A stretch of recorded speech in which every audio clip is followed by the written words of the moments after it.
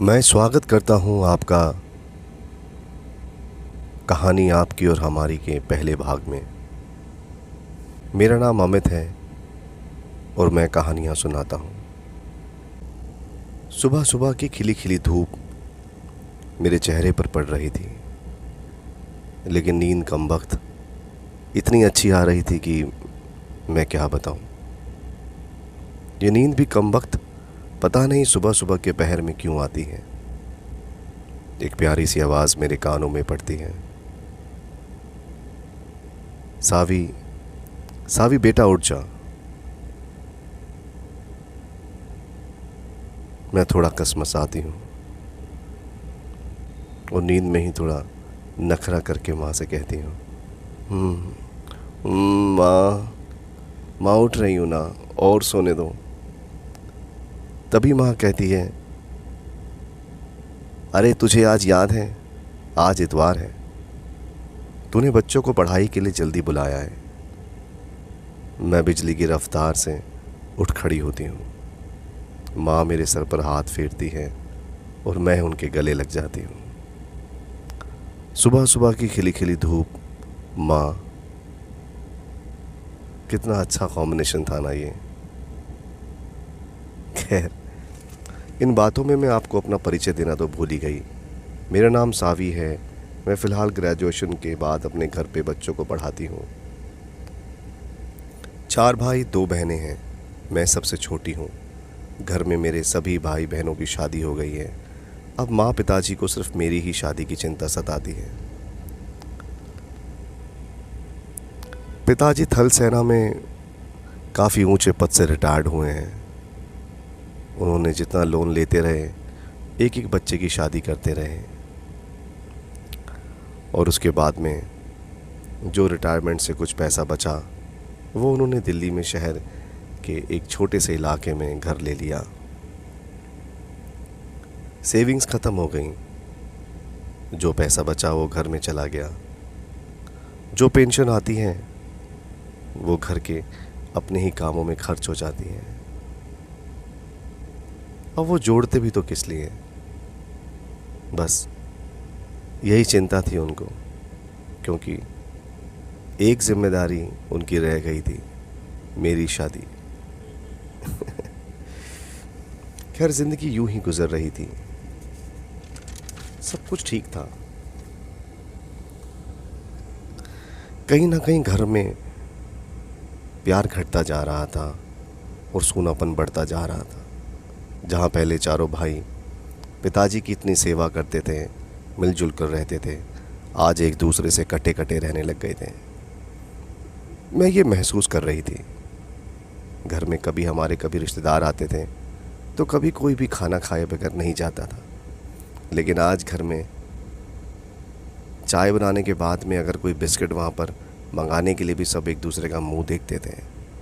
ऐसा नहीं था कि मेरे भाइयों के पास पैसे नहीं थे, लेकिन वो कहते थे, तू मंगा, तू मंगा और तू मंगा। खैर, ट्यूशन से मैं इतना कमा लेती थी। मैं भागकर बिस्कुट और नमकीन लेकर आ जाया करती थी, क्योंकि बचपन से मैंने यही देखा था कि मेरे घर से कोई भूखा ना जाए और घर की इज्जत बची रहे।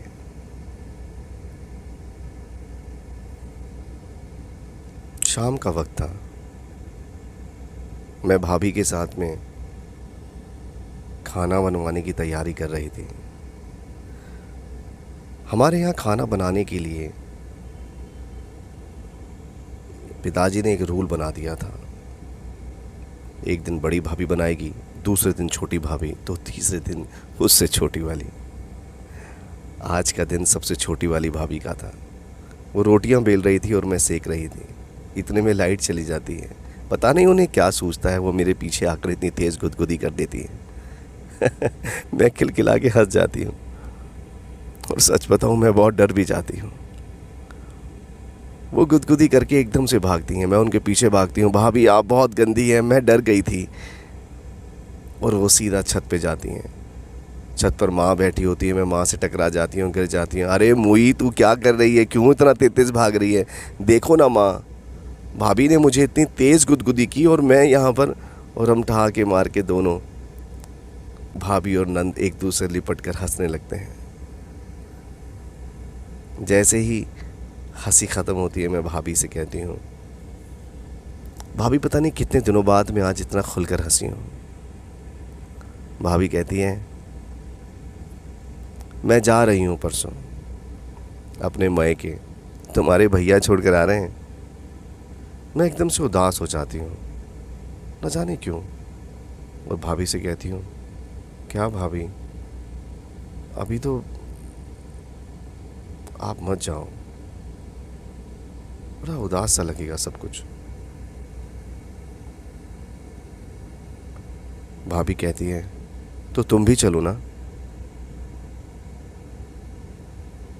मैं अपनी लटों को अपने माथे से हटाते हुए भाभी की तरफ देखती हूँ और कहती हूँ,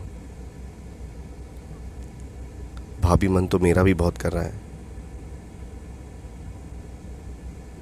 बट क्या करूँ भाभी, एक बार माँ से आप पूछ लो।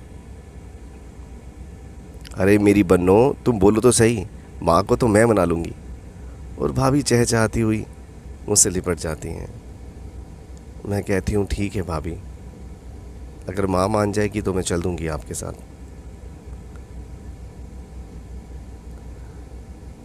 मैं अपने बिस्तर पर पहुँच जाती हूँ रात को, और जैसे लेटती हूँ माँ का हाथ मेरे सर पर आ जाता है।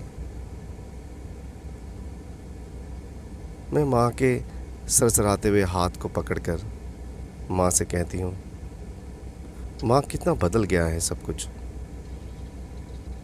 पहले हमारे घर में कितनी खुशियाँ थीं, लेकिन अब कोई भाई एक दूसरे से बात भी नहीं करता ढंग से। याद है माँ, जब बड़े भैया पहले दफ्तर से आते थे तो मुझे ढूंढते थे, सावी सावी सावी। हाँ। और मैं उनके पास भाग कर पहुंच जाती थी। वो कुछ ना कुछ मेरे लिए हमेशा लाया करते थे। और आज तो वो शायद मुझे भूल ही गए हैं ना। मेरी आंखों में आंसू आ जाते हैं। मैं अपनी बेबसी को छुपाते हुए अपनी आंखें उस तरफ कर लेती हूँ। और देखो तो माँ कुछ नहीं कहती। उनके भी आंखों में आंसू देखता हूँ मैं, उनके भी आंखों में आंसू देखती हूँ मैं, लेकिन फिर चुप हो जाती हूँ। इसी तरह से कब मेरी आंख लग जाती है मुझे पता नहीं चलता। सुबह हो जाती है और आज इतवार है। पिताजी यूं ही बरामदे में बैठकर चाय की चुस्की ले रहे हैं। हमेशा की तरह अखबार को देख रहे हैं। कहीं ना कहीं अपने अधूरे सवाल जवाब वो अखबार में ढूंढ रहे हैं, जो शायद उनको मिल नहीं रहे हैं। तभी बड़े भैया भी आकर बैठ जाते हैं, और फिर एक एक करके सारे भाई वहाँ बैठ जाते हैं। आज मुझे बहुत अच्छा लग रहा था कि सारे भाई और पिताजी सब बैठे हुए हैं। तभी पिताजी बड़े भैया से कहते हैं, अरे रमेश, रमेश मेरे बड़े वाले भाई का नाम था।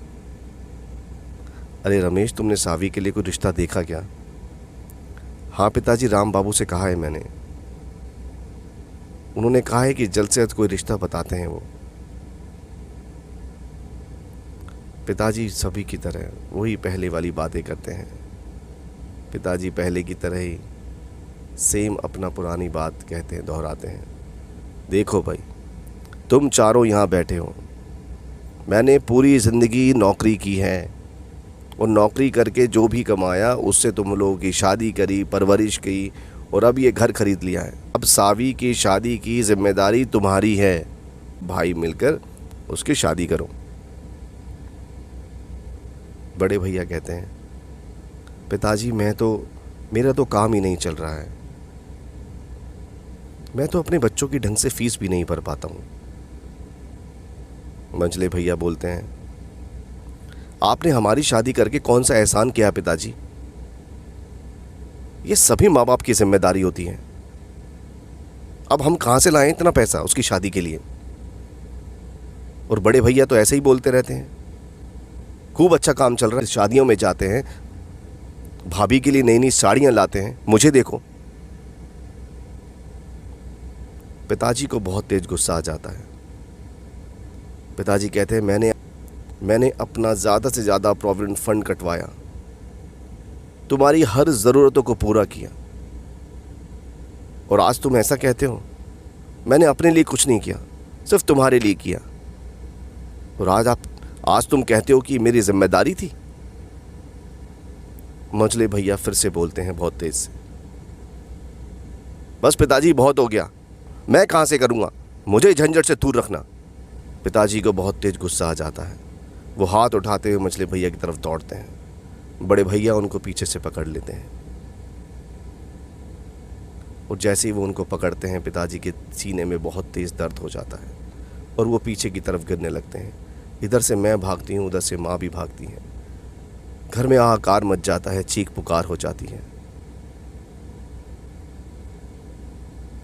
मैं तो बस डर ही गई थी कि ये सब मेरे कारण हो रहा है। तभी छोटे भैया डॉक्टर को ले आते हैं।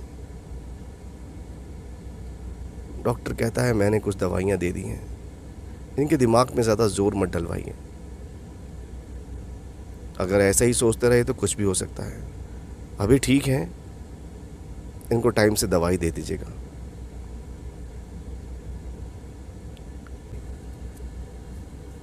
कि ऐसा क्यों कर रहे हैं भैया पिताजी के साथ? अपने लिए कुछ ना करके अपने बच्चों के लिए करते हैं।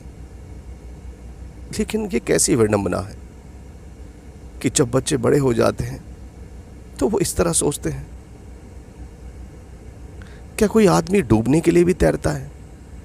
मैं पूछना चाहती थी भैया, इतना दुख क्यों दे रहे हो पिताजी को?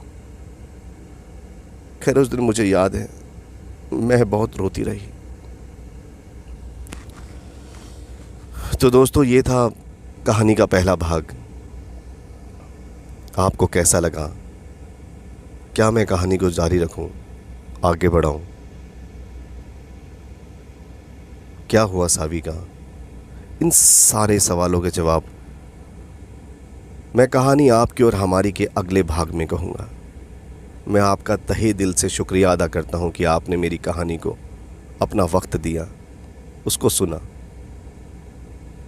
कहीं ना कहीं आपको ऐसा लगे कि ये कहानी आप सुनना चाहते हैं तो ज़रूर इसको लाइक कीजिएगा, सब्सक्राइब कीजिएगा, तो मुझे लगेगा कि मैं आगे आपके लिए कुछ कह पाऊँगा। आपको अच्छी लग रही है मेरी कहानी।